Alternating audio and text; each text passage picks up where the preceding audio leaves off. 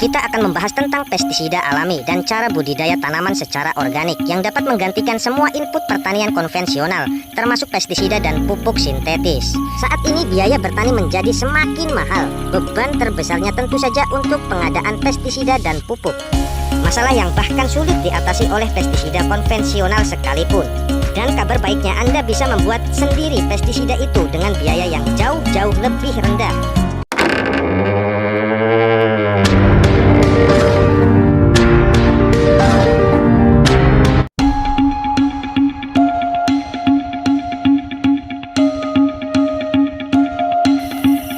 Perkenalkan, nama saya Yaung Sangco, pendiri Jadam. Mata kuliah kali ini kita akan membahas tentang pestisida alami dan cara budidaya tanaman secara organik yang dapat menggantikan semua input pertanian konvensional, termasuk pestisida dan pupuk sintetis. Sebelum mengawali kuliah ini, saya ingin memberitahu kepada Anda bahwa saya telah berkecimpung dalam pertanian organik selama lebih dari 30 tahun. Dalam periode itu, sudah ada lebih dari 75.000 anggota yang menggunakan metode Jadam. Karena kami menyebarkan pengetahuan tentang pertanian dengan biaya sangat rendah, maka sisi keuangan kami sangatlah lemah. Namun beruntungnya, banyak orang yang membantu menyumbang dalam pekerjaan kami selama ini, sehingga kami dapat mempertahankan bisnis kecil ini sampai sekarang. Meskipun kami tidak memiliki lahan pertanian yang luas, tapi kami berhasil mengembangkan 1,2 hektar lahan pertanian organik terpadu dan mengembangkan 60 jenis tanaman sebagai bagian dari eksperimen dan penelitian. Metode pertanian Jadam ini sangatlah mudah dan itu sudah dibuktikan berulang kali. Jika Anda mencobanya sendiri, maka Anda akan merasakan efeknya. Ini adalah hasil panen yang telah kami kembangkan. Kami secara teknis telah berhasil mengembangkan pertanian organik dengan kualitas dan hasil yang tinggi. Secara umum, pertanian organik dikenal dengan predikat minim hasil dan berkualitas rendah. Namun, itu adalah informasi yang menyesatkan, dikarenakan teknik pertanian organik yang menyesatkan. Jika Anda melakukan metode organik Jadam, maka Anda akan jauh lebih baik dari petani konvensional sejak tahun pertama, bahkan dengan hasil yang lebih tinggi. Teknik ini sangatlah sederhana, dan saya akan menjelaskannya selama beberapa sesi ke depan. Ini adalah laboratorium kecil kami, tempat saya melakukan banyak penelitian dan juga berdiskusi dalam forum dengan beberapa organisasi lain. Ini adalah keluarga Jadam kami. Mereka telah bekerja dengan kami selama kurang lebih 15 tahun. Saya tidak mampu membayar gaji tinggi untuk mereka, tapi mereka tidak pernah meninggalkan saya karena saya tidak pernah menunda gaji. Sekarang ada 14 karyawan bersama kami. Tidak ada dokter ataupun profesor di dalamnya. Namun, kami sudah lama berkecimpung dalam bidang ini.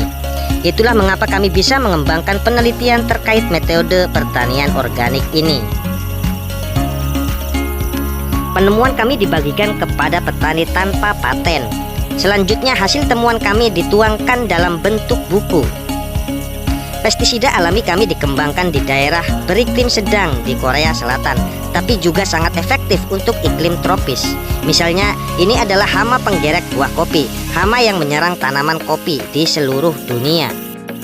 Kami telah menandatangani perjanjian resmi dengan pemerintah negara Hawaii untuk program pengendalian hama ini pada tahun 2018, dan kami telah berhasil mengembangkan pestisida alami yang sangat kuat untuk mengendalikan hingga 99,9% hama kopi ini. Saya telah menyerahkan makalah tentang hama kopi ini saat melakukan eksperimen pada perkebunan kopi di Hawaii. Selain itu, kami juga telah mempelajari berbagai hama pada iklim tropis dan telah dipastikan bahwa pestisida alami Jadam efektif untuk tanaman yang tumbuh di iklim tropis. Sebelum masuk lebih jauh dalam pembahasan, izinkan saya menceritakan secara singkat sejarah Jadam. Ayah saya, Hang Kyu-cho, telah melakukan gerakan pertanian alami Korea sejak tahun 1967. Ketika saya masih kecil, saya selalu mengamati apa yang ayah saya dan muridnya lakukan. Dan ketika dewasa, saya mempelajari semua teknik pertanian dan peternakan dari ayah saya. Sekarang, bahkan anak-anak saya ikut bertani. Pertanian sudah mendarah daging dalam keluarga kami. Begitulah cara kami menjalankan pertanian hingga generasi ketiga ini. Walaupun ayah saya sudah tua sekarang, namun dia masih sangat sehat. Kami sering pergi ke luar negeri bersama anak-anak untuk mengikuti seminar.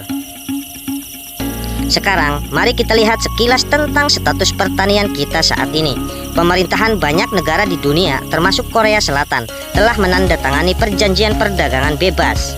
Di Korea sendiri, pemerintah kita sudah menandatangani perjanjian perdagangan bebas dengan 52 negara di dunia. Artinya, bea masuk barang termasuk produk pertanian menjadi nol seiring berjalannya waktu. Jadi, apa yang akan terjadi jika produk pertanian bebas bea impor masuk? Maka 5 dari 4 pasar akan diisi oleh produk impor dan banyak petani yang akan bangkrut karena hal tersebut. Petani tidak bisa memenangkan persaingan harga karena produk pertanian impor akan terus di atas angin dengan segala keunggulan politik yang mereka miliki. Lalu, bagaimana dengan petani kita sendiri? Kebanyakan petani lokal kita memilih menunggu kebijakan yang bersahabat dari pemerintah. Tapi saya katakan mungkin itu adalah sesuatu yang sia-sia. Jalan terbaik adalah kita harus bersiap dengan pemikiran bahwa kitalah satu-satunya yang bisa menyelamatkan pertanian kita sendiri. Jadi bagaimana kita bisa memulai dan apa yang bisa kita lakukan? Kita harus merencanakan strategi kita secara tenang dan mengakui dengan lapang dada tentang realitas pertanian yang sudah ada sekarang. Daripada berusaha terlalu keras untuk memperjuangkan hak-hak kita, mungkin akan lebih baik jika kita ikut bermain dalam sistem. Bermain dalam sistem dapat diartikan dengan mengakali sistem agar lebih bersahabat dengan kita, para petani. Saat ini biaya bertani menjadi semakin mahal. Beban terbesarnya tentu saja untuk pengadaan pestisida dan pupuk. Efektivitas pestisida juga terus menurun. Semakin lama dosisnya harus terus ditingkatkan. Begitu pula dengan pupuk yang harus terus ditambah karena penurunan kesuburan tanah. Apakah menurut Anda teknologi pertanian yang ada saat ini benar-benar dibuat untuk melayani kepentingan petani?